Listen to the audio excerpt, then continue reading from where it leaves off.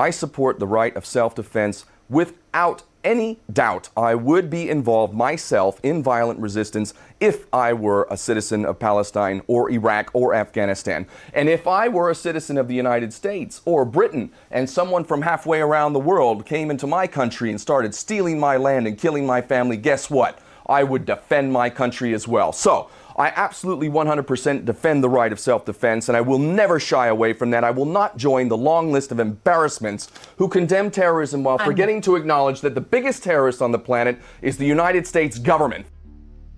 In an era where the lines between dissent and patriotism blur, where the narratives of war and peace are as contested as the battlegrounds themselves, there sits a figure which is both divisive and captivating. And that figure is Kenneth O'Keefe. Ken is a man who wears his convictions as a virtual armor, and his journey from a United States Marine to an uncompromising anti-war and pro-Palestinian advocate has been anything but conventional. Ken's actions, from participating in the Gaza Freedom Flotilla and the Human Shield Initiative in Iraq, to become a vocal critic of US foreign policy and the Israel-Palestinian conflict, sparks fervent admiration in some and highly emotional, almost hysterical opposition in others. In today's conversation, we get a glimpse into the mind and motivations of a man who challenges the status quo and who questions the narrative propagated and accepted by many as immutable truth. With statements that resonate deeply with some, while stirring a sense of urgent awakening, and views that perplex or even provoke others, Ken's discourse is a mosaic of boldness, controversy, and unwavering belief in the causes he champions. In this interview, we seek to explore the actions that have defined Kenneth O'Keefe's public persona and to understand the human experience underlying his global activism. In a world where the truth often lies in the eyes of the beholder, we invite you to listen, reflect, and perhaps see the world through the lens of one of its most polarizing figures. Whether you find yourself nodding in agreement or shaking your head in disbelief, one thing is certain. The perspectives shared today will challenge you to think more deeply about the complex tapestry of global politics, war, and peace. Before we now get into the interview, here's a bit of guidance for navigating it. First, the interview is almost 2.5 hours long.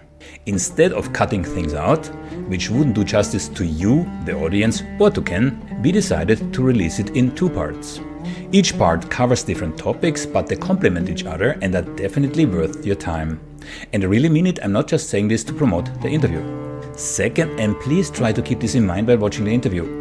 Whatever you may think of Ken, he's a man of strong principles. He really feels he's fighting on the right side of history, and while most of those criticizing him have little or no comparable achievements to their name, Ken has a proven track record of frequently putting his life on the line in the service of fighting what he perceives are fundamental injustices. I had the opportunity to spend some time with Ken here in Amsterdam, where we recorded this interview. As a behavior analyst, I was interested in Ken's persona behind his public image, and what I found really surprised me. When separated from contentious topics, Ken is a remarkably modest person. He lives an almost ascetic lifestyle and is highly conscious about human suffering and his own shortcomings. This being said, Ken is a multifaceted personality, and over the years he has spoken on many more topics than are covered in this interview. He's also a real storyteller when he gets into the flow and clearly enjoys talking about certain actions which he probably views as exciting adventures. There are, however, some areas where I cannot follow his arguments or reasoning, and as far as possible I try to stay away from them in the interview. And lastly, Ken is paying a heavy price for his convictions, more severe that I'm at liberty to divulge here. What I can say though is that upon his return from Amsterdam to the UK on February the 15th, I received a distress call from Ken stating that he's being detained at the airport and that no reasons for his detention had been given. At the time of recording, I was still not able to re-establish contact, and Ken's whereabouts are unknown. Ken O'Keefe, I'm really happy to have you here. I'm glad we could arrange to get you here despite your airline troubles, yeah, and maybe some interference of Big Brother, but that's a different story. How are you? I'm blessed, you know. I've really all the challenges and all the travails. I love it. I love life, and I want to make the most of this beautiful thing called life, and also protect the soul. So I'm doing good. Thank you, God. And Amsterdam is a nice place to have some good time. It is a fun place indeed, and it brings back a lot of memories having lived here. If you would encapsulate Ken O'Keefe in a nutshell, I mean, we're gonna dive into this a bit later, yeah, but in a nutshell, how would you present yourself to an audience who has never heard about you? Well, I'm a California boy, you know, born in the summer of love, 1969, and I grew up surfing and going to the beach and playing football, and I've always been quite competitive. I've always been really blessed too, and so I had fun, you know. I enjoyed my life a lot as a kid. I had jobs and I was just really enjoying life, but I watched a movie, Full Metal Jacket, and like that, I was like, that's what I need, and that really set my course, you know. I was naive, I was young, I was dumb, but I was very committed to anything I do, and the Marines was no different. I learned a lot of life lessons there, and I took my own red pill. You just introduced en passant a very important detail, Marines. Yes, this was the penultimate sort of pivotal moment that set the rest of my life course on a track. And the irony, I love irony. So while I was in the Marines, you know, I got an unlawful order, and, you know, without getting into too much detail, everything switched. I went from being the best Marine to the most hated Marine because I did the right thing, the honorable thing, what I believed I signed up for, leadership by example and all this. I didn't follow, I didn't sign up to just follow orders. I joined to defend my nation. I believed that we were freedom and democracy. We were the good guys. I was young and dumb, but, you know, that's what I believed. When I did that, and I got done hard by the Marines, judged wrongly. One of the things it did was I realized, you know, listen, however institutions or governments or even the public judge you, this really doesn't matter. What you need to be is honest with yourself as a human being. And if you can be honest with yourself and you really do give your best and your intentions are pure, it doesn't matter what anybody thinks, whatever their judgments are. And throughout life, I've realized through so many beautiful divine experiences that at the end of the day, there's one judge. It's the only judge I care about. Family and whatnot, of course, I care what my family thinks, and I want them to love me and feel loved. But even family, you know, just because they're family doesn't mean necessarily their judgment is correct. What's the one thing that you took away from the Marines, the one formative thing that influenced the rest of your life? The big thing, so you've got indoctrination leading into joining. Little did I know I was a mercenary for the banksters. I didn't know any of that. But what it taught me was, and I was willing to kill or be killed in the Marines. I was a grunt in the infantry, machine gunner. I realized when they did me wrong, okay, I was wrong about the Marine Corps. What else am I wrong about? When I got out of the Marines, Jesus' words rang true, and ye shall know the truth, and the truth shall set you free. I studied voraciously. I read Chomsky, I read Burying My Heart at Wounded Knee, I read the autobiography of Malcolm X, Black Like Me, so many different books, The People's History of the United States by Howard Zinn, and I realized, like, whoa, everything I've been taught basically is a lie. History is a lie. My own birth nation, the world. So I became, in a healthy way, addicted to truth, like the red pill constantly. I want the truth, no matter how painful. And as I matured over the years and I tested boundaries and was able to achieve some really quite beautiful things, it just, the more I learned, the more I was able to make connections, and the more I really did commit. Actually, the thing from the Marines that I realized a couple years after the Marines, I read a book called The End of Nature by Bill McKibben. And in that book, he makes a powerful argument that nuclear war pales in comparison to genetic engineering, and how when we tinker with DNA and play God, one experiment gone wrong could create a chain reaction, which could be catastrophic. And I was like, oh my God, like, why isn't everybody a bit preoccupied? I mean, we can blow each other up, we can tinker with DNA, we can throw off all life on planet Earth, potentially disrupt the balance and destroy everything. Like, why is not everybody a bit fixated on this? And that's where I started to learn more about, programming, mind control, and all sorts of stuff that get us to basically choose willful ignorance. Before we dive into all those details, what do you think is the thing that you are most known for? I'd say, from all the, there's a whole spectrum of your persona and of your activities in the last decades. But what do you think is the one thing? If someone types in Ken O'Keefe on Google, what's the first thing that comes up? It's funny, if you'd asked me that 15 years ago, I would have definitely said human shields. I had a plan. It incorporated law, the Fort Geneva Convention, protected persons under law. And I can honestly say that we came close to stopping that war.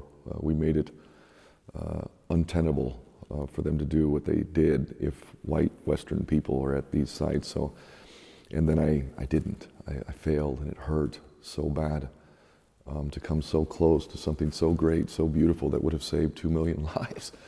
Never mind all the Americans. So that was almost it. Almost. So what's the real thing? So the lesson that was the first thing that I was known for, but I think maybe now it's the Mavi Marmara, the Freedom Flotilla, but even that isn't, there's a lot of obfuscation and whatnot. I mean, the true story of what happened, I could easily write a book about that alone.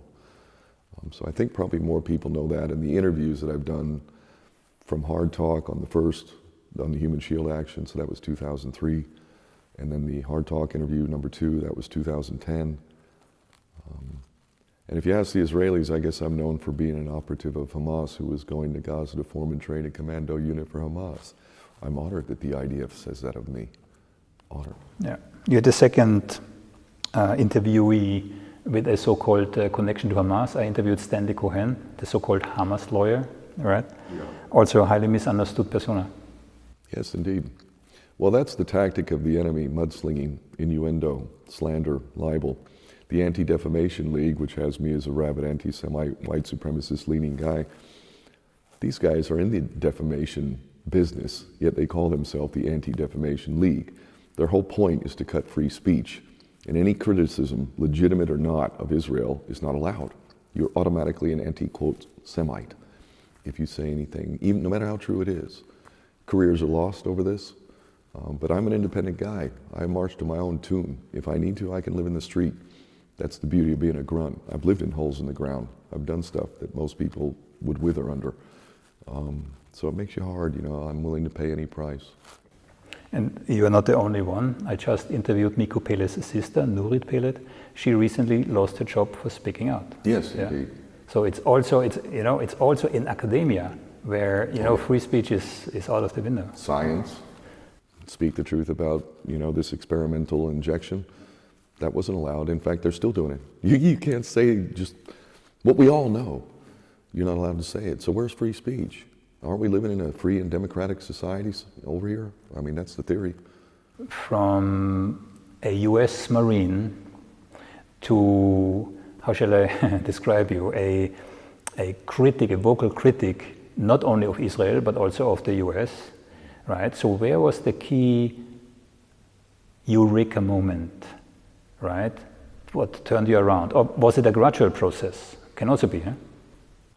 Well, that period in my 20s where I studied voraciously, I was building and building and building. It was after the Marines, right? Yes, coming out of the Marines. So this developed, but it really reached a peak because I was in the first Gulf War as a Marine. So from 89 to 92, I was in the Marines. I was in Operation Desert Storm. I earned a combat action ribbon, which is like what every Marine wants, yeah. It says you've seen combat, you know. And I did it in an infantry capacity with a machine gun. So that war at the time, I felt it was justifiable that Iraq shouldn't have the right to go into Kuwait. It ignores a lot of historic facts, like Pico, all sorts of historic things. Nonetheless, I agreed with that principle. Plus, I came from Hawaii. America stole the kingdom of Hawaii, which is an independent nation. The annexation was illegal, so I already had a well-rounded understanding of law. But by the time the second invasion and this whole weapons of mass destruction lie came around, I listened to a guy named Scott Ritter. He's a Marine. He was a weapons inspector, and he said it at the time, and I cited him in interviews. He still says it. He still says it. And he was right, and so was I. But I was using him as a source as well as other sources to say, even if they do have weapons of mass destruction, where'd they get them? From us, from America, from Britain, from Russia too, the Soviet Union at the time. So the war-making industry, the military-industrial complex, as Eisenhower so famously warned us about in his last words as president, and he would know, wouldn't he? This is a scourge of humanity. People are making big money in one capacity or another for these defense contractors. True. But I'm still wondering, where's your, eureka moment? How did that happen? So the second Gulf War, it was really personal for me because I was in the first one. Now, as much as I've said about Israel, I didn't start there. I started with my own birth nation because I believe that if, as a son, an American-born son, my first obligation, if my nation needs a defender, then I should be willing as an able-bodied man to defend it. But if my nation is also committing crimes, it is my duty to speak about these crimes so as to remedy the matter.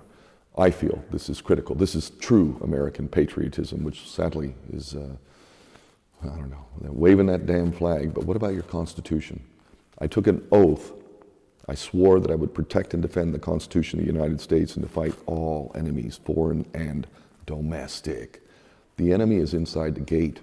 Russia's not the problem. China's not the problem. It's our own government. And it's no different here in Holland, or England, or anywhere in Europe, or Canada, or Australia. Do these people represent us for real? If so, then we're all guilty of genocide and facilitating it. And worse, war crimes, torture, you name it. Hypocrisy on steroids. I don't like hypocrisy, and I don't like bullies. So you're indicating it was a gradual process, if I understand you right? It was, but then, when the second invasion of Iraq was being instigated by a lying media who I call the prostitutes of propaganda, it was really personal. It was like, I can't believe we're doing this again. I participated in the first one. My duty is to try and stop this one. Now, most people aren't supposed to think that they can stop a war.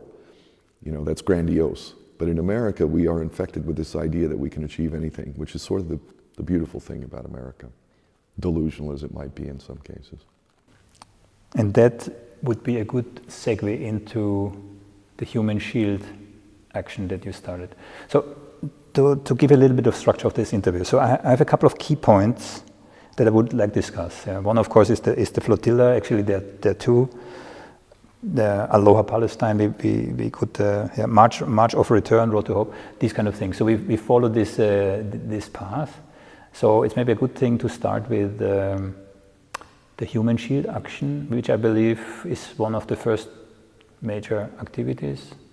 Yeah, I mean, I did rescue sea turtles, and I was a dive instructor, and and I got international attention. Even BBC, Animal Planet did stories, but everybody loves turtles, so that was just a popular thing, and I could have stuck with that and still be doing that, but I realized that we could blow up the world, and I was like, whoa, no, I love this beautiful realm we have here. It's absolutely beautiful. We should cherish it. We should treat it like our mother. But then the human shield action came, and it was so personal. So the plan was based on law. If we go back to Nuremberg, the greatest crime that they... Before we do this, I would be interested in the why, right? It's not an activity that you sit on a lazy Sunday afternoon and you decide. So, how is the thought process? How is that? Because that was quite an activity. You told me prior to this interview, 3 double-deckers. So it's a good question. But also psychologically, you and everybody could have been killed. It's not just a minor weekend trip. You're making my point. You know, the actions of our government with the use of our taxes is being used to murder people in mass, to torture them, to commit war crimes and crimes against humanity. Going to a protest, and I said this, in fact, in the lead up to the Human Shields, I was saying, your protests and petitions aren't going to do a damn thing. They made this decision. This is happening. And if you really want to show how much you reject these wars of aggression, then we need to put ourselves in harm's way, because there is an imbalance between the way we measure the value of life. So, Palestinians, we've got 14,000 dead kids today, more actually. They hardly matter. But if you had even one white child, one, who's in a power plant or a water treatment facility, a protected site because of civilians needing water and electricity, or they will die, one white person, the whole nation would hear about it. If you had one Dutch person defending a site based on international law, the Fort Geneva Convention, trying to save lives with no offensive terrorism or trying to defend life, it's a problem. Yet, we killed, 500,000 children with sanctions in Iraq, and Madeleine Albright says it was, quote, worth it? Obviously we don't. Can you imagine 500,000 dead kids anywhere in the West? Yeah. So that is a perverse reality of the world we live in, but it's also a powerful tool that I put forward in an argument. My argument was, if we really want to stop this war, then we need to be willing, not tens of thousands or even hundreds of thousands. I argued that 10,000 human shields would stop that war. I stand by that position. Unfortunately for me, the infiltration came, and this is the modus operandi of the enemy. They infiltrate, they subvert, and then it got destroyed before my eyes. And I touched greatness with a lot of beautiful people, and then I watched it crumble before my eyes. It took me a good year or two to recover from that. But I was bang on again the following year, burning my passport in Baghdad and going to Palestine for the first time. So it taught me there's no guarantees. You set lofty goals, big goals. The chances are that you won't succeed, but try. Better to try and fail than to not try at all. I have a whole list of attempts that you tried. Yes. Quite remarkable. I'm a failure, actually. When you get down to it, I failed to stop the invasion of Iraq. I failed to break the blockade of Gaza. I failed, but I try. And you know, we must try. We must. Because you just brought it up, yeah, the blockade of Gaza. Yes. Maybe we start there. And I know from our previous discussion, it's actually not the starting point. There was a less publicized first attempt. So maybe you elaborate. Free Gaza. That was in 2006, the first one. 2008. 2008. 2008. Yes. Yeah. So prior to the actual event that has been publicized worldwide, there was a smaller version. Let's say, you ramped up the effort, yeah? So the smaller version, a couple of boats, yeah?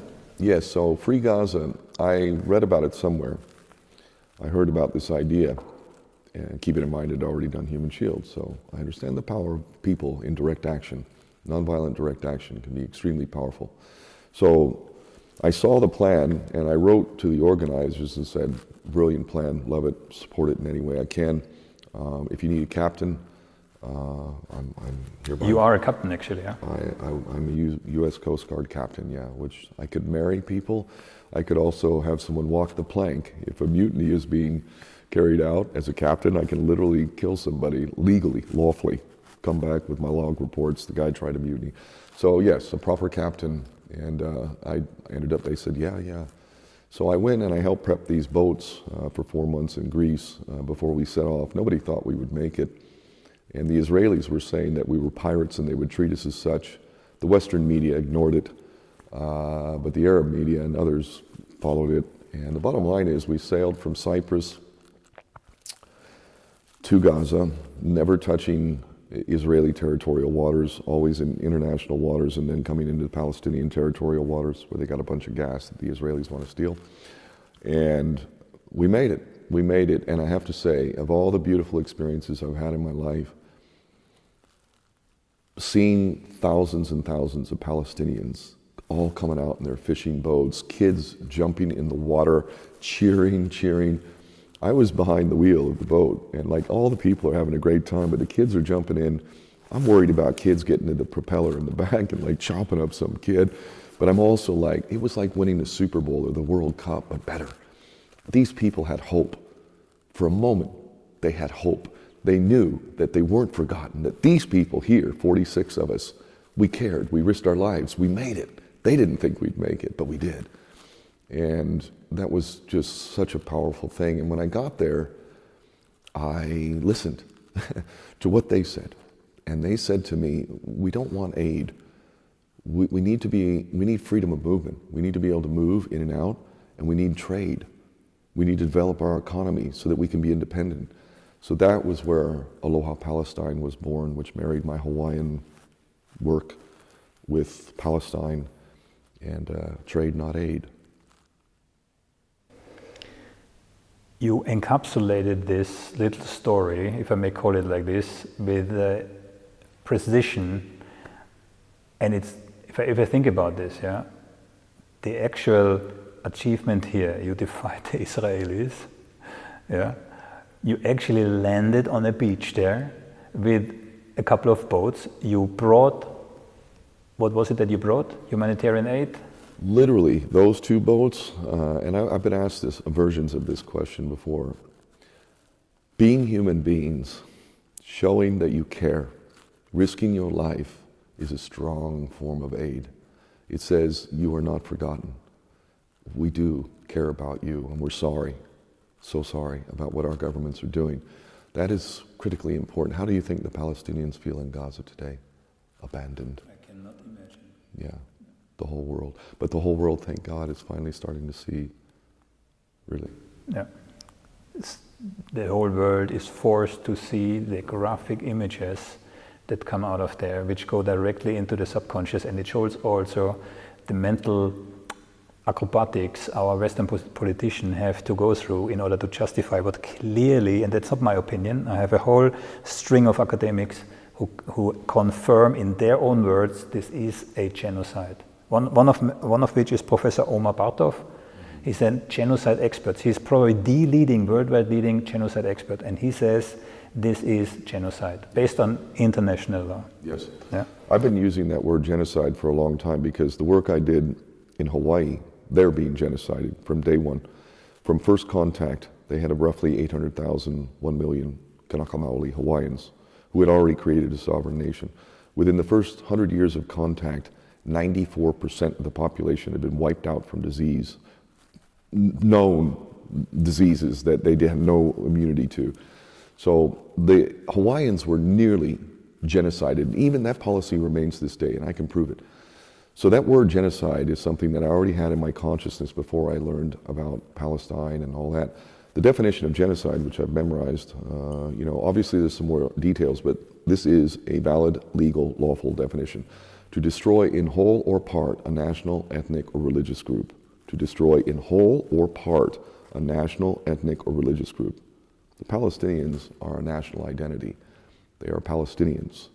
And the reality and historic factual knowledge of that is not debatable. So what are who's the only claimant to Israel today? Well, the Israelis claim that, but the only other ones that would have a valid claim would be who? The Palestinians. If there are no Palestinians, now they get it, don't they? So you got to kill them. So to destroy in whole or part, even the forced relocations, they know they'll never get back. This is their last stand, Gaza. It's their last stand. Many of them, and I know such people, I have family in Gaza, and it's horrendous. They're starving, A lot of them ain't gonna leave. They'll die. They'll die, because they love their land. They love their land, and they want to have something for their children. They're in pure survival mode now. They're going to be starving. There's going to be tens and tens of thousands dead. We're going to discuss this in more detail. Yeah. Now coming back so we discussed briefly the first flotilla, so to speak. Yeah. Then you mentioned Aloha Palestine, which was born from that trip, listening to the Palestinians. So Aloha Palestine, it's the blockade. And the blockade goes back to 67 and even before, really. It's not even a 15-year, but no, it goes back. They're being choked off. They live in a concentration camp, literally, by the definition. It's really horrendous, but we could fix it real quick. There are trade agreements that exist between all the European Union member states. And among that is what's known as the Euro-Mediterranean Partnership. Within that partnership, the Eurozone has partners in the Mediterranean region: Lebanon, Syria, Libya, Israel, and the Palestinian territories. Now that translates to billions of euros a year in trade. So the Euro-Mediterranean Partnership involves EU member states. So this is treaty law, this is contracts, it's a multilateral treaty, which is effectively a contract for nations. So within this contract, known as the Euro-Mediterranean Partnership, the European Union is doing billions and billions a year in trade with Israel. Now, that same agreement applies to all the other partner countries, and including the Palestinian territories. So what I did was I created a company called Aloha Palestine. I registered it with Companies House in the United Kingdom. So that fit as a European-based company. We all know, what's happened over there with Brexit. Still, according to law, that is a European-based company that is doing lawful, peaceful trade with a partner country known as the Palestinian territory. This is a big problem for Israel, because that billions that Europe is gifting Israel, the richest country in the Middle East, it results in a blockade. Tacitly, the European Union is supporting in law and in economic terms and political terms the blockade of Gaza. This is a fact. This is a fact. I saw the opportunity there. So what I'm going to do is what a crazy guy like me does. We're going to do trade under the same damn laws you got with Israel. But we're going to do it. We're going to do it for Palestine. The amount of things and challenges I've been through, the amount of things that I've endured as a result of this, because the Israelis know my plan better than my allies. They do, and they know this is a nightmare. Humanitarian aid missions fall under humanitarian law, which is pretty piss poor if you ask me. Trade law is different. The world runs around business. Trade is integral. I use the same damn laws. I studied trade law. Is that my passion? No. But it's what the Palestinians said they needed, so I made myself an expert. Aloha Palestine is still, I failed there too, but I never give up. I'm not. It's there. And I want to break that blockade to pieces. Speaking of which, in the same year, in 2010, Aloha Palestine came now the second flotilla, the real one. Yeah. So here I would really like to flesh out a couple of things which, before I started to do research for this interview, were even unknown to me, right? I mean, first of all, I don't claim to know everything anyway, yeah? But I had this superficial image, some crazy guys, engaged with the Israelis somewhere in front of Gaza. Some people died.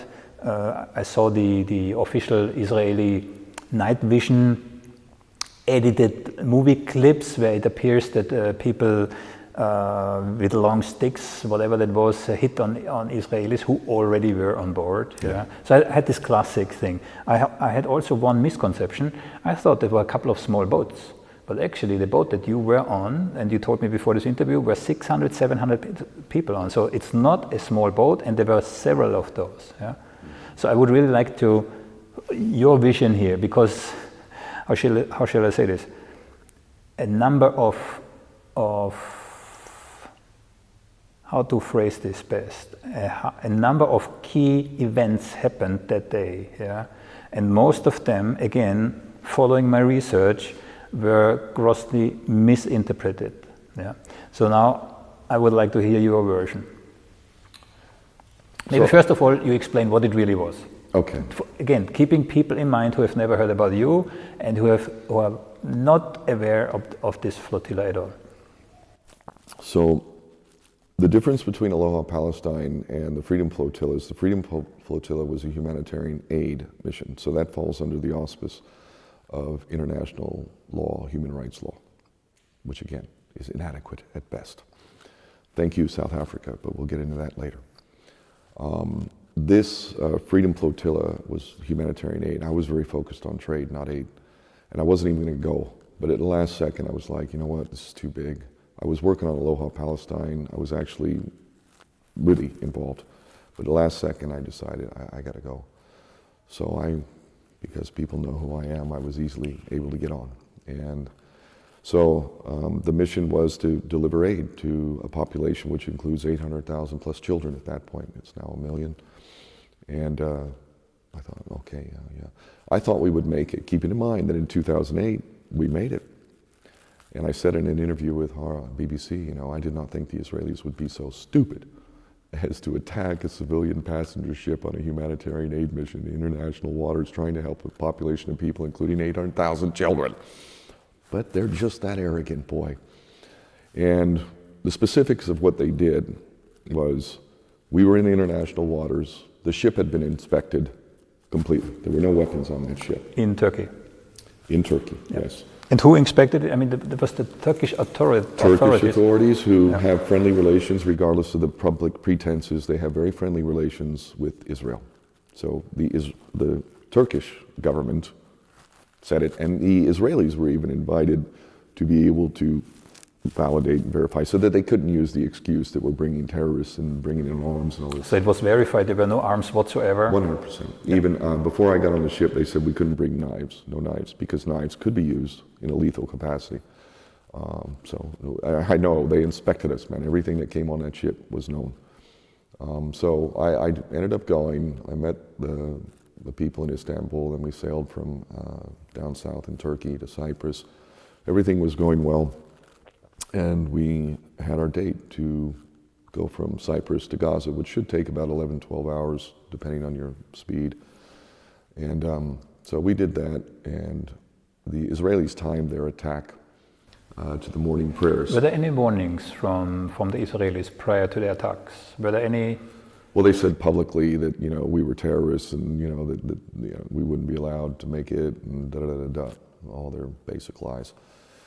And so, again, this ship was mostly Muslims. It's a Muslim organization, IHH or IHH, and Bulent Yildirim, who's the leader of IHH. They had initiated this. So I'm like one of the only non-Muslims on the boat. And I had cameras and whatnot, and but they asked me when I joined, they asked, look, do you want to document, or would you prefer to defend the ship? And I said to him, well, look, you've got plenty of media here. They got even better equipment than me, and, you know, I am a Marine. I think I'm more useful defending. So yeah. So they said, okay. If you said defending, was there an expectation to be attacked, or to repel any attempted boarding by the Israelis, so that we make it? Very specifically, we were told before we set off, because everybody knew, of course, there was a real good chance the Israelis were not going to allow this. We were told if we came into contact with the Israelis, if they boarded, we weren't to kill anybody, but we maybe the leadership slightly underestimated how bloody it would get. Because at a certain point, if people are shooting you dead, executing you at point blank range, and I've looked at the ballistics and autopsy reports. I've done the research, and I've done not so fast, not so fast. But anyway, so the attack came. My job was at the aft portion of the ship to help repel any boarding from the side. Which portion? For someone who is not a sailor. The back of the boat. Yeah, we had an area of responsibility, and I was in a 6-person team, and I was put second in command of that team. So we're heading towards Gaza, 4 o'clock in the morning. That's morning prayers for the Muslims. But we had Jews and Christians on that ship. So they prayed too. I prayed with them, actually, but not at that time. And so they timed it to that. We did see the Israelis. We saw them on our radar, and they had practically the whole Israeli naval fleet out there, literally. So we could see them. They were around us. But when it came to that time with the morning prayers, that's when they came with the Zodiacs. They closed distance. We could see the ships now clearly around us, and they came with the Zodiacs. And they did what, I'm a Marine, so I know these things. I've done all these things. They were trying to throw grappling hooks. They were able to throw the grappling hooks to get over the top of the ladder, climb up, but we were easily able to repel that. That was part of my job. You know, like when they hooked, unhook it, or, you know, really, we were able to repel it. They were not getting on that way. But then they came with the helicopters. Again, I'm a Marine. What they did was what's called fast roping. So you have a thick rope, you hang it out from the helicopter that's hovering over wherever you want to go down. And with that rope going down to the deck, you grab it with your hands like this, you have gloves with padding, and you use your feet to get the feet around the bottom. The advantage to this is that when you do this and you drop the 30 feet or 40 feet, whatever it is, whatever the distance is, when you get to the bottom, you're off. No disconnect, quick, bam. So you've got your weapon on your shoulder, you've got a sidearm as well. You hold on to that, but as soon as you get down, bam, you're ready. Makes you very dangerous, and I've done this in the Marines. So I saw the first helicopter come, and it was brilliant what the guys up there on the top deck did. They took the line, the rope, and they pulled it to the side and attached it to the ship at an angle. You can't come down a rope like that. You can't. So they did this, and they pulled it off to the side. And the Israelis were like, oh, damn it. So they let that rope go, and they put another one down. This one they managed, and I saw the commandos coming down. Now, keep in mind, I'm at the aft back of the ship. They weren't coming on anywhere there. So it was at that point that I said to the team leader, I said, listen, do you mind if I go up there? Because they need help. If you say up, there were this to the boat top was deck. multiple floors, right? So yeah, I was like 2 decks below Yeah. on the main deck where the rails to the ship are. So where they were coming was the top deck where they had enough space to be able to drop the rope. So the defenders who were put up on the top were the guys who were engaging now up there. So I asked my team leader, and he said, yeah, go ahead. Again, as somebody who knows rank structure, like, it's not my job to just go do whatever I want. I have to ask him first, but he was like, yes. When I went up there, it's divine as far as I'm concerned. I should have been dead many times over, but as it turned out, I got up one deck, and then I got up to the next deck where I needed to go into a hatch, the internal part where the last stairwell is up to the top. And I got to that deck, and I was going into the hatch, and lo and behold, one of the Israeli commandos had been pushed over that rail and literally fell down right in front of me. And I saw him, and immediately I went for him, and I grabbed his 9mm pistol, his 9mm pistol. I took that pistol off of him, and the other brothers inside the ship then grabbed him and pulled him in. I then took that weapon and... Hold it a second, yeah. So, for me, an Israeli commando, special forces, landing, even one of them, landing on the deck of a ship with civilians, I mean, except you. I'm not assuming the others were former Marines in the army. Yeah? Well, we were all civilians. We weren't active duty service. No, but that's not trainings-wise. Yeah? Yes. So for you, I understand. You're a former Marine. I can understand you can fight. Yeah. But I'm assuming the rest of the people on the boat, I mean, they were not soldiers, right? They were in civilian occupations. Well, keep it in mind, we had a lot of women, we had journalists, and we had defenders. So how did you manage? You know, I mean, again, for me, Israeli special forces, commandos. Yeah, this is their best. They are pretty dangerous. Yeah. So how you know, if you create an image, you just said en passant, you know, we pulled him inside. How? Literally, he fell, and it was just like divine timing, you know, like if I was a few seconds later, he would have fallen, he would have got his pistol, and by the time I got to him, I would have been done. But it worked out to where he fell, and I saw immediately his 9mm. He didn't have a submachine gun. I think they must have gotten it off him up there, but he had his 9mm. And I just seized on it. Like, I got to that weapon, I pulled it off him. Now he's defenseless. I wouldn't call a special ops commando defenseless without weapon. You know, Krav Maga, they all breathe it. Yeah, well, the first one you could see, he'd taken a lick or two, And you can see it. I can see fear in someone's eyes. A warrior, no matter how, like someone who's aligned with God, there's no fear, man. You just do what you got to do. It was too much for him, and I was easily able to get that weapon off of him. And the other brothers did come at that point, and so there's like 2 or 3 guys pulling him in. So in that sense, he was relatively defenseless. He was a lot more dangerous with his weapon, let's say. So that happened. Okay, that was number 1. Yeah. I took the bullets out of the weapon, and I gave the weapon to some people, and I hid the bullets somewhere because my hope was, and my job was, to defend the ship so we could deliver this aid and help these people in Gaza. And so I was very focused on that. For me, that was evidence. And I had already seen one dead body at that point, a man who was shot, a journalist, right here. Purple. That was prior? Prior to the first one I had seen. So when did the Israelis start to shoot? So when they came, this is another thing they lied about. Because there's a myth, exactly, that's why I'm asking, because the myth is they actually started only shooting once you disarmed them. That's a lie, and easily proven wrong. Another important point is there were a lot of video. In fact, somebody shot video of me disarming that commando, an Al Jazeera reporter, literally. He had footage.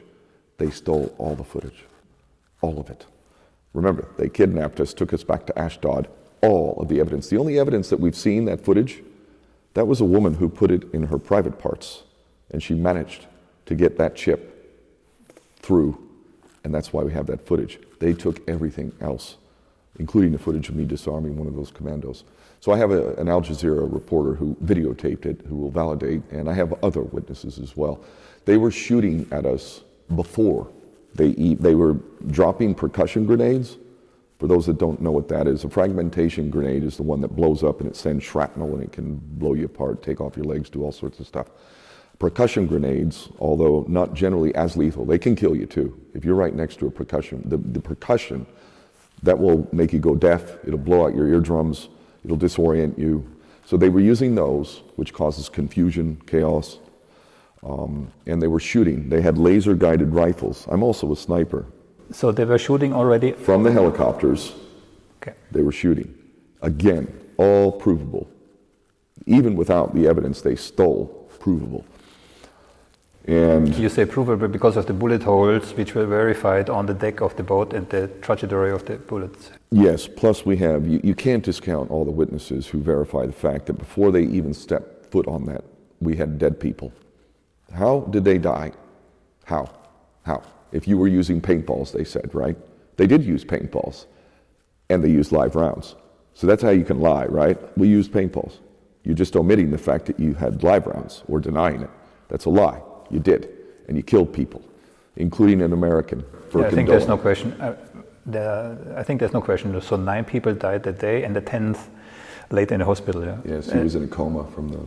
Okay, but bullet wounds are bullet wounds. I mean, there's no debating.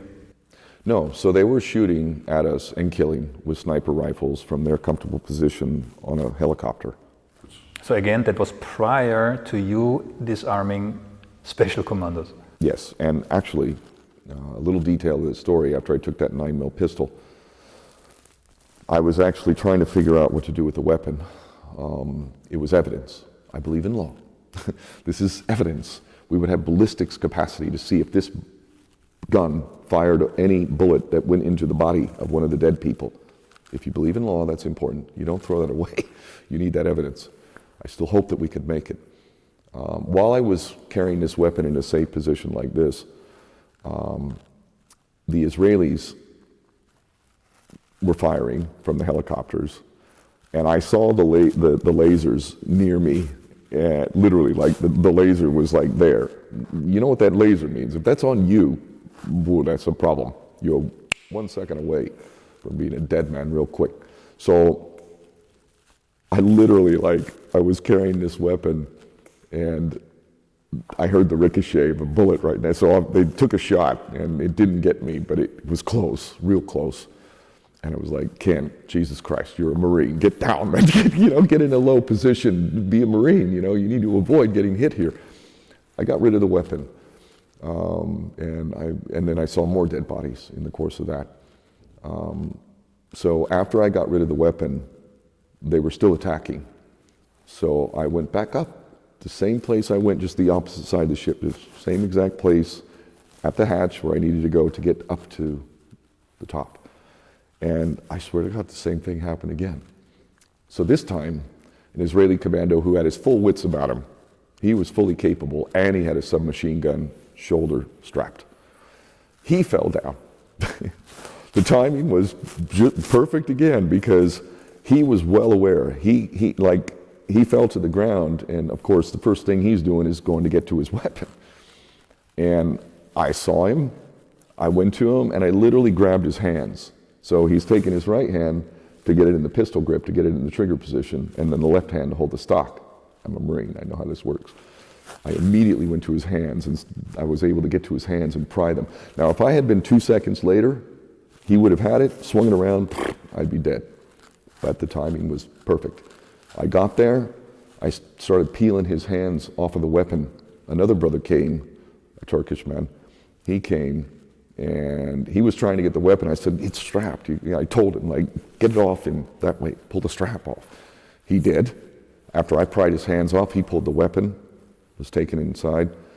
I think they threw it in the water. Describe taken inside. I mean, he just... They actually, that weapon I do know was thrown in the water. They threw it in the water. But the soldier was taken inside. So what happened with that one was, I pried his hands off. The other brother took the weapon, and then that was thrown in the water. And I also got in a tangle with that one. I gave him a little straight right to the face. I was angry at that point. I could have killed both of them. Keep that in mind. So I had a 9mm pistol loaded with real bullets. I could have easily taken that and killed him right then and there. I did, but initially I had that weapon and it was loaded. I took the bullets out. The second one, I could have killed him too. I could have. Those two Israeli commandos owe their life to me. I disarmed them. They were murdering people. And yet this flipped up inverted world of ours, if you go to Wikipedia, because of someone named Greta Berlin, and I will name her, you poisonous woman, implying that I'm responsible for the death of these people. You weren't even on that ship, Greta. You weren't even on that ship. I defended that ship. If anything, I saved life. What do you want me to do? Lie down? We were supposed to defend the ship, to deliver aid. Shame on you for even saying such a thing. But this is the activist scene, full of idiots and agents who pretend as if they're serving the cause that they say, but secretly they're doing another agenda. Anyway, the bottom line is, the second one, we disarmed him. He was taken inside. And shortly after that happened, the captain came down over the PA. He said, stop resisting, they've taken over the bridge. So the Israelis had gotten to the bridge. But there were 3 Israeli soldiers captured, right, on this boat? 3 of them, yes. Yeah. So, yeah, I did too. Okay. The captain said, stop resisting. I'm a captain. You follow the captain's orders. So we did. And they said, come in the interior of the ship. And how many of those, let's say 650 or so people on board were actually involved in? So I think the exact number is somewhere between probably around 150, roughly. Because again, we had a lot of women, we had journalists, we had older people who weren't really fit for defending. So it was the younger, more able-bodied, even though I was like 50. While the fighting was going on, where were the rest of the people? There were 400 people, they must have been scared. Where were they? Just to be correct, I was in my 40s. Yeah, well, you know what I saw on the Mavi Marmara, a unity of purpose, Muslim, Christian, Jews even, on that ship. We all had the same desire to help the people of Palestine in Gaza. We really did.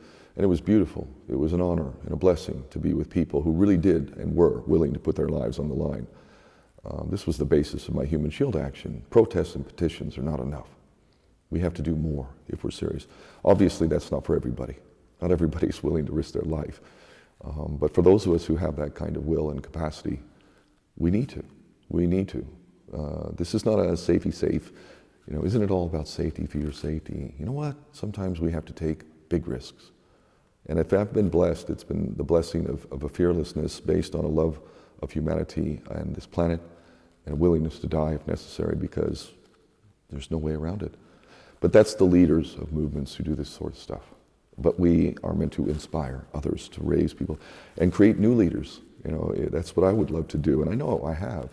You know, people have been inspired by my actions, my will, and out of that you get people inspired who emulate you in some form or fashion, and they can become the great leaders of the future. Okay, so the captain ordered everybody to resist, stop resisting, yeah? And then? So then they separated men from women, and they had all of us able-bodied men and all the men. Did you immediately release those 3 Israeli soldiers, or was that? So that was a decision made by the head of the action and the captain, and they released the 3. Like, I didn't necessarily agree with that, but the converse argument would be if we didn't release them, the whole ship might have been killed, which again, I still say, then maybe that's the way it should have been. Because you can imagine, whoa, that's if 700 plus of us and that ship were taken out, can you imagine? That would be the story. And it would be a big sacrifice, 700 people, but we're talking about 2 million people in Gaza. You just made a lot of friends really? with that statement. Really, I mean, you know, if we're not willing to risk our lives, then I call BS, man. If you're serious about a better world, there are safer ways. There are things you can do. Share social media, you know, go to a protest, you know, sign a petition, fine. But that's the bare minimum. Don't be patting yourself on the back because you went to a protest, which is more of a social gathering than anything else. Everybody pats each other on the back, oh, we're the good guys. And you just content to complain about a government that represents you by genociding and facilitating genocide. At what point do we hold our leaders to account in a democratic society? And if we're not willing to risk our lives, then the whole world is right to say, you know what? Like Gandhi said, what do you think of Western civilization? He said, I think it's a good idea. Look at the definition of civilized. We are barbaric. Still, we are barbaric hypocrites. I completely get your point of view, yeah, but... and we call them terrorists. True. Inversion. Yeah. So... By the way, my people, the Irish, were terrorists too. The Irish Republican Army. So we know genocide. Which is why the Irish are one of the few who are supporting Palestine. God bless the Irish there. The government can go to hell, but the people, God bless them. Good, but coming back to the flotilla, you stopped resisting, or so the whole boat stopped resisting? Yes, everybody. Then how did it continue? So they took control of the ship, they separated men from women, they put us out on the deck area. So keep in mind, this is summertime, it's Mediterranean, it's hot, and it took, I think about, God, what was it? At least 7-8 hours or something. We were actually in stress positions on the deck for probably about 10 hours total.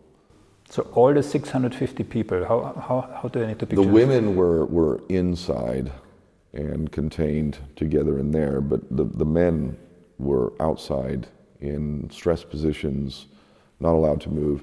I remember watching the Israelis, I mean, I've known this for a long time, but they're really just so comfortable with lying. So we had elderly people, right, you know, who weren't in the greatest of health. You're now putting them in stress positions after people have been murdered. We're out in the open sun in the Mediterranean, and people needed to use the toilet, and they would say, please, you know, and they would say, yes, 5 minutes, 5 minutes. And you'd believe they were lying. They just lie so easy. Like really, it's just like built into the fabric of these people. So there were dead people laying around, and the dead bodies, those ultimately they separated. But you know, I saw many of the dead bodies myself, and so the men are outside, the women are inside. They were lying about being able to use the toilet, so people were wetting themselves. And you know, eventually we got to Ashdod. So they kidnapped us and took us to Ashdod in Israel. And to be clear, this whole incident happened in international waters. There's no dispute about this, right? No dispute whatsoever. And according to law, I mean, they attacked, think about it. Remember the Somalian pirates? Remember that? I mean, in the Hard Talk interview, I said, we've heard so much about Somali pirates. What about the Israeli pirates? If we understand law, that's piracy. That's international piracy, what they did. Absolutely. They have no right to do that. But Israel operates with impunity. Only now do we see genocide charges, finally. They should have been lodged 75 years ago.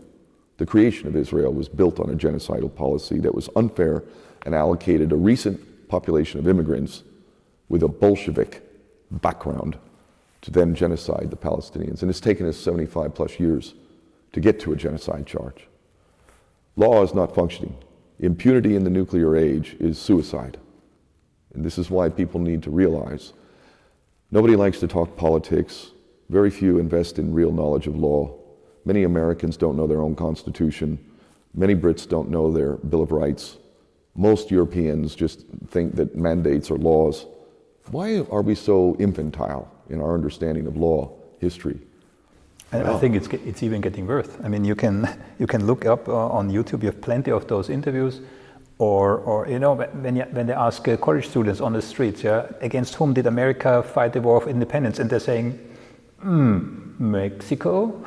You know, I mean, and one could even go a step further. I mean, since we no longer need educated and healthy people in the fabrics and on the battlefield. Yeah, the money dries up for education, for healthcare. So you might speculate, and again, it's speculation, that there might be some inadvertent purpose in that, right? Uninformed people are easier to guide. Oh, knowledge is power. Knowledge is power. So we have a fake history, we have a fake media, we have fake academics too, teaching fake everything. Yeah, and if they don't, that's not to say there aren't and if they good don't, they get professors. fired. Yes. Yes, yes. If you even touch Israel, no matter how valid, correct, verifiable your facts are, your career will be destroyed. How many people? We have a long list. The reason why they have not been able to completely destroy me, although I've lost everything I own 3 times in the last 10 years alone, is because I'm independent and I can live on the street if I have to. I'm a tough guy. I'm willing to pay any price. You ain't gonna cow me. You ain't gonna intimidate me. You ain't gonna buy me. You're not gonna honey trap me. You're not gonna do any of these things because I have a mission. That mission takes precedence over everything else in my life. And those who love me, like, you know, they see this public guy they love, like in terms of relationships and whatnot, I'm a freaking nightmare. I bring danger to the family. I bring attention that you don't want. I bring all sorts of headaches, and I'm focused. Always I'm aware. You know, it doesn't mean I don't have a good time. I had a good time last night, up till 4 o'clock here in Amsterdam. We need to release and have fun and laugh and do these types of things, but I am focused. I will die in pursuit of a better world. I want to feel good about handing this world to our kids. Right now, anybody who thinks that, I don't care how much money you got. I don't care what gated community you live in. I don't care what trust fund you set up for your kids. We on this planet are tempting total self-destruction. We are in World War III right now. We're only 1 or 2 moments away from full scale. At that point, people are going to realize, oh wow, why do we wait till crisis? Why? When the writing is on the wall, read it.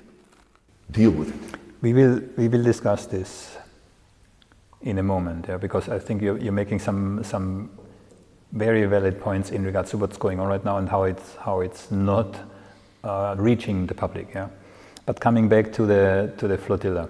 Yeah, so I'm keeping on this track because I have a very vivid picture of in my mind, which I saw in a documentary I believe about you, where your head looks like you have been hit a couple of times with a machete. Yeah, totally bloody. Yeah, so there were some costs on your end too. So it's not so that you came out of this unscathed, right? Yeah, there is more to the story. There's definitely more to the story. I mean, if you want to hear the rest of it in a fairly abbreviated way, after they kidnapped us, now little. So these were not battle wounds. This was not, the Israeli soldiers on the boat defending themselves. No, I wasn't bloodied those yet. two, yeah. So I wasn't bloodied yet. There was a different cause for your. No. It was the same event. I know, but not. It was not defensive wounds from those disarmaments that you executed. No. Okay. Nope. Didn't incur any damage there. It was an incarceration that I experienced some damage.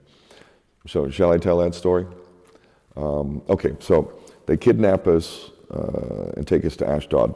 They had built a prison, literally, because they knew we were coming, right? They built a prison. It was brand new. It was for us, literally. So we moved into this brand new prison, right? Very quickly, the Israelis realize, like we have today, the PR for this, it's not looking good. It's a bad look. You know, we got a humanitarian aid mission. Now we got 10 dead people. My family thought I was dead for sure because when they gave reports about who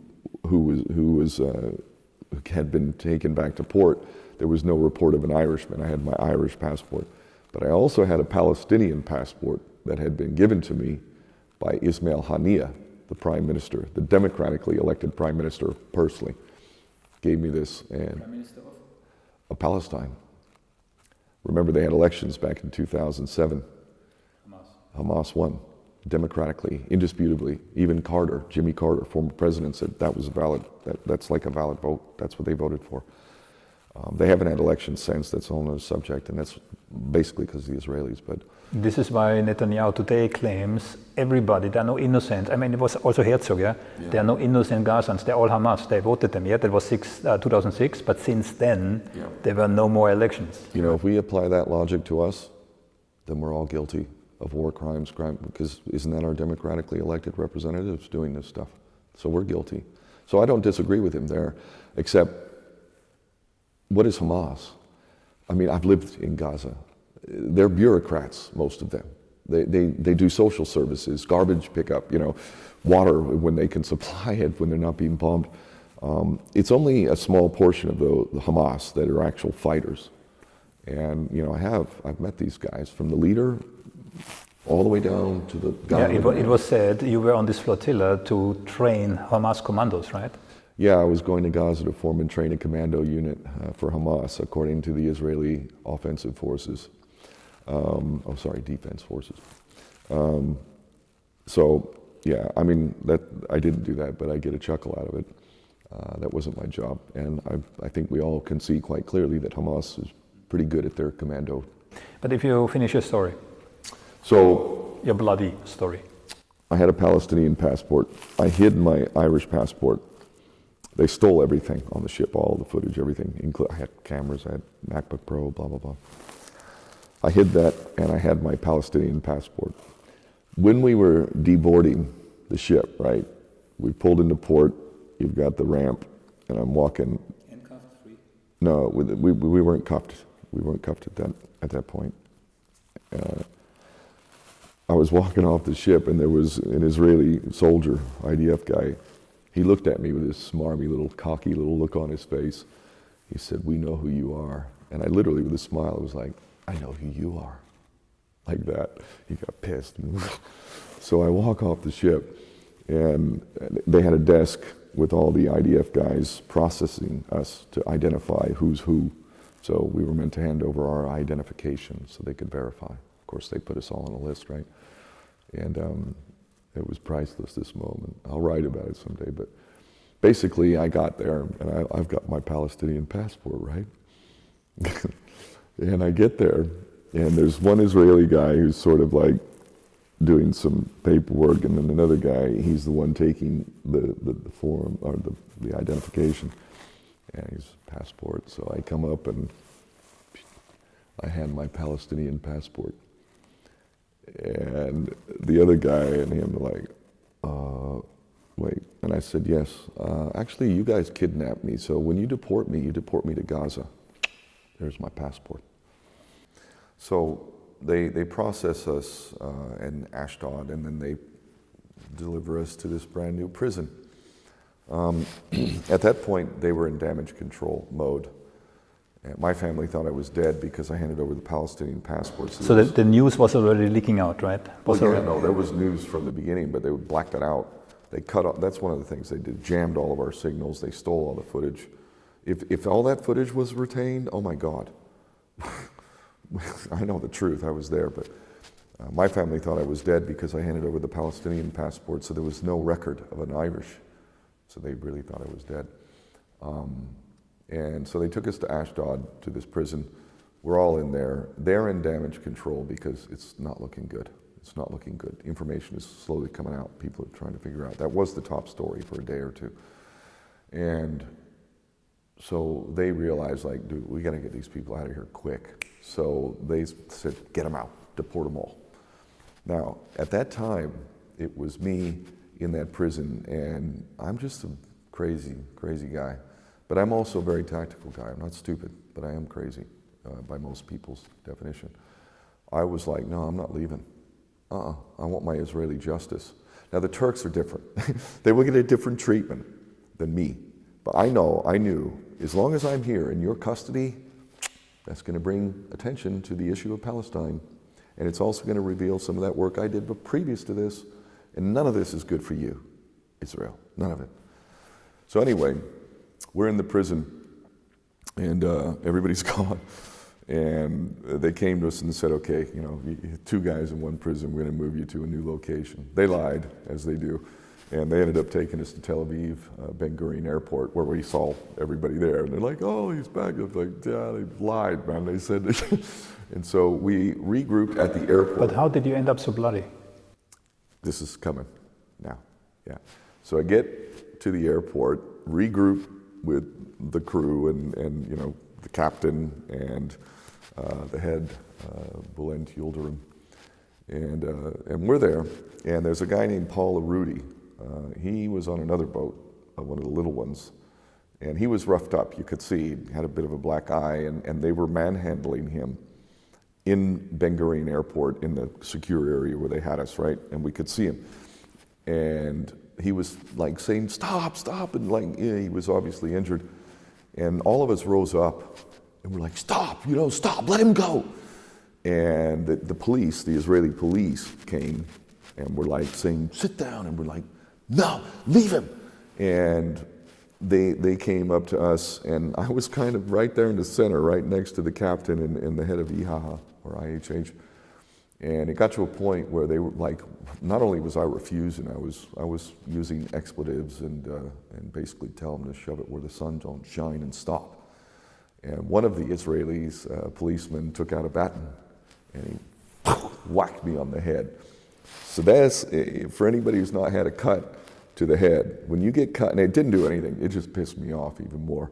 And literally said, is that it? You know, really, coward, coward. So I've got blood streaming down my face. I'm not backing down. I'm still coming forward. And that's when they grabbed me. They were kicking me and punching me. A guy got me in a chokehold. I'm also a mixed martial artist, so you get in a chokehold, that's not, once that's locked in, you've got very few ways to get out of that. So I couldn't breathe. I'm being kicked and punched. They throw me to the ground. They get on top of me. I'm still resisting, but I hadn't breathed for several seconds. Plus the adrenaline's flowing, the oxygen's running out, and I could feel like I'm gonna black out, man. And I remember thinking to myself, I don't know if this guy's gonna let go.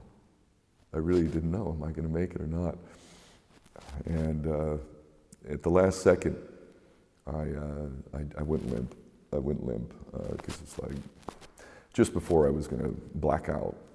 And to this Israeli policeman's credit, although he would have had orders, like this would have been a problem if they choked me out in front of a bunch of witnesses and killed me. He let go, so thank you, Mr. Israeli policeman. But I was beaten at that point now. I'd been kicked, punched, hit in the ribs, like really, you know, the wounds that you didn't see, but you saw that one. And so I'm bleeding like a stuck pig, and they knew like, oh, this is a problem, plus we got all these witnesses. Again, everything I just explained to you, that's all been witnessed by multiple people. We're talking dozens, including the captain and whatnot. So they took me aside, and they were like, trying to like, I think the guys on the ground were getting some crap from their higher-ups, like, what the hell are you doing? This is already a PR disaster. We really don't need this.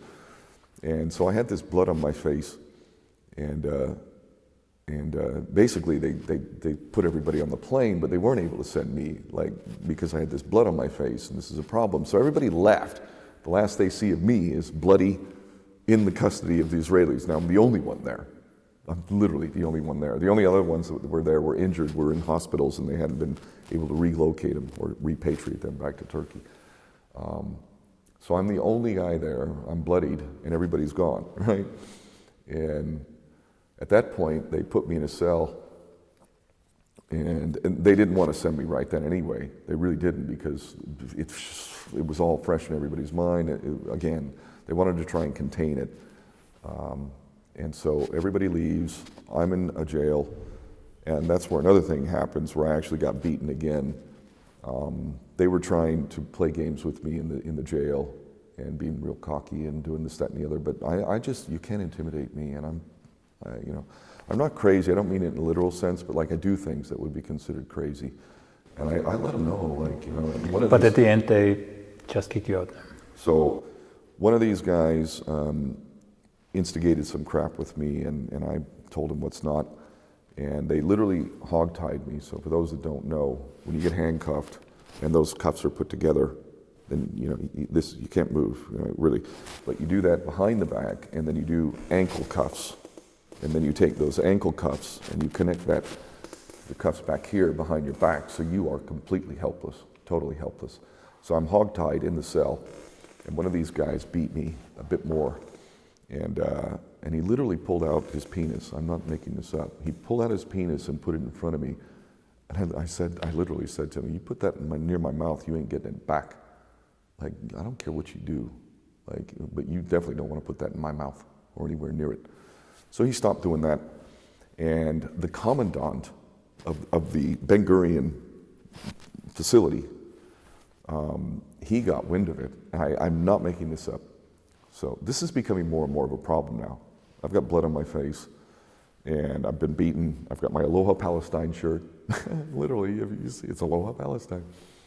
And the commandant calls me in, and I swear to God, I saw his Zionist awards and all this stuff, right? The Star of Remphan David, their satanic star. Anyway, and the guy literally kissed my ass. So now I've got the commandant of the Israeli jail kissing my butt, saying, "Would you like some coffee or tea, cappuccino?" Or literally, I'm like, "Yeah, some coffee will be good, thanks."